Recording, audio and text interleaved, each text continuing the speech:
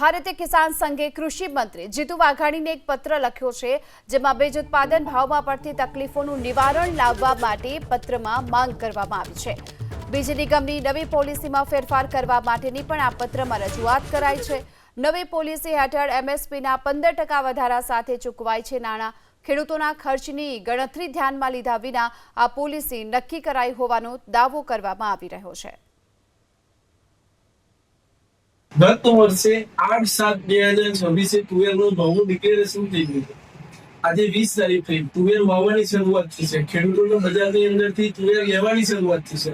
બીજ નિગમ એના વિતરણની વ્યવસ્થા કરશે। મગફળીની અંદર પણ ધ્યાને એવું આવ્યું કે ગત વર્ષે એને જે બજારની અંદર મૂકવાની પ્રક્રિયામાં પણ બીજ નિગમ પાછળ રહી ગયું છે, જેના કારણે ઊંચા ભાવે ખેડૂતોએ વેપારી જોડેથી બીજ લેવાની ફરજ પડી છે। એટલે આ બધી બાબતો ઉજાગર કરવા માન્ય મંત્રી કક્ષાએ રજૂઆત કરી હતી। હજુ સુધી એનું નિરાકરણ ના આવતા ગઈકાલે પણ ફરીથી રાજ્યના કૃષિ મંત્રી છે આ બાબતે પત્ર લખીને જાણ કરી છે કે ભાઈ આની પોલિસી વ્યવસ્થિત બને।